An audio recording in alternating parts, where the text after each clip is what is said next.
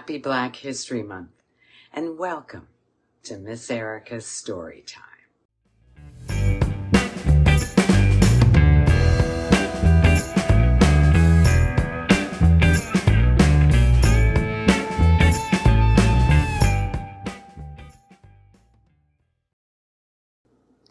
Anthony Burns, the man who awakened a nation. Sometimes one life is enough to shake an entire country. This is the story of a young man whose capture helped awaken a nation. His name was Anthony Burns. Anthony Burns was born into slavery in Virginia in 1834. From childhood, he knew the weight of bondage, forced labor, fear, and separation from family. But even as a boy, there was something different about him. He was thoughtful, curious, determined. While hired out to work in Richmond, Anthony secretly taught himself to read and write, an act that could have meant brutal punishment. He turned to faith, became a preacher, and quietly gave hope to others who had almost had none. But hope is dangerous in chains. In 1854, Anthony made a choice that could cost him everything. He hid aboard a ship and escaped to Boston, believing freedom was finally within reach. For a few months it was, until his enslaver found him. On a spring morning, Anthony Burns was arrested under the Fugitive Slave Act, a law that allowed free states to return escaped slaves back into bondage. Boston erupted. Crowds gathered. Abolitionists protested. A courthouse was surrounded. One man was killed. Federal troops filled the streets. Still, the court ruled against him.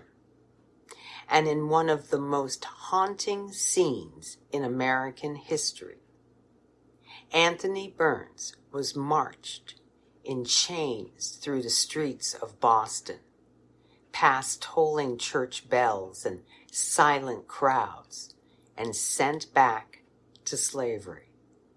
But the story didn't end there. People across the city raised money to buy his freedom.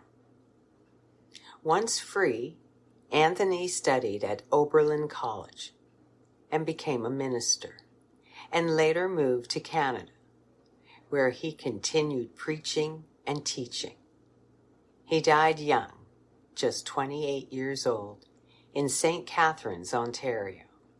But his life had already changed history, because the sight of Anthony Burns in chains helped turn public opinion against slavery and pushed a nation closer to freedom.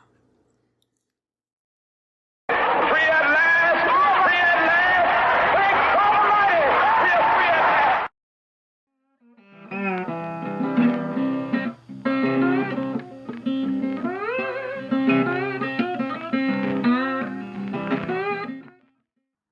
Hi. Hercules Posey was a ferryman, father, chef, and the property of George Washington. He was born into slavery in 1748 and was the property of John Posey, who was Washington's neighbor. John operated a ferry that crossed the Potomac, and Hercules was the ferryman. Washington hears rumors about Posey and calls in his mortgage loan and is given 26 slaves as payment, and Hercules was one of them. They are brought to Mount Vernon, which is Washington's plantation. Hercules apprenticed under the enslaved chefs Doll and Nathan and worked his way up until he made master chef. He marries Alice, a seamstress, who's owned by Martha Washington, and they live on the property. In the Mount Vernon census of 1786, his 3 children, Richmond, Eve, and Delia, are listed. Hercules is noted as one of 2 chefs of Mansion House. In 1790, 3 years after Alice dies, 8 enslaved Africans are brought to work in the presidential household in Philadelphia. Hercules is to run the kitchen, which he excels in. He becomes known for his culinary skills. He's even created a side hustle while traveling to the local markets to purchase food. He would sell leftovers and pocket the money. He was earning $200 per year, which was a lot of money, and dressed accordingly. He was a celebrated artiste of his craft and could really go anywhere he pleased. Less than 6 months later, the 8 were brought back to Virginia, and then they would return 6 months later. In 1780, Pennsylvania passed the Gradual Abolition Act, which freed all future children of the state's slaves. It also contends that no non-resident with slaves can reside here longer than 6 months, as the slave has the right to register as a Pennsylvania resident and claim freedom. Washington didn't want that. He wanted to retain control of his property for fear of losing it. On one of the trips back, Hercules finds out and insists he needn't worry about him. He was loyal. They allowed him to stay, but didn't fully trust him. On the way to Mount Vernon, Richmond is accused of stealing from a white servant. Washington is sure father and son are up to something and leaves Hercules behind and returns to Philadelphia. Hercules isn't allowed to work in the kitchen. He is made to do menial labor like digging clay for bricks. He carries on with all his duties quietly.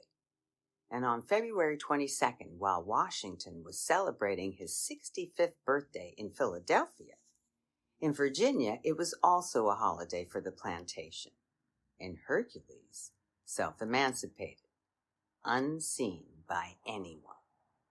George wanted him found and brought back immediately. It turns out Hercules was smarter than anyone realized and remained elusive. Martha mourned the loss of her cook, and George had to buy another one, whose skills were by far inferior to Hercules. George never found Hercules, but freed him in his will upon the death of Martha, and upon his death, Martha freed his slaves in 1801.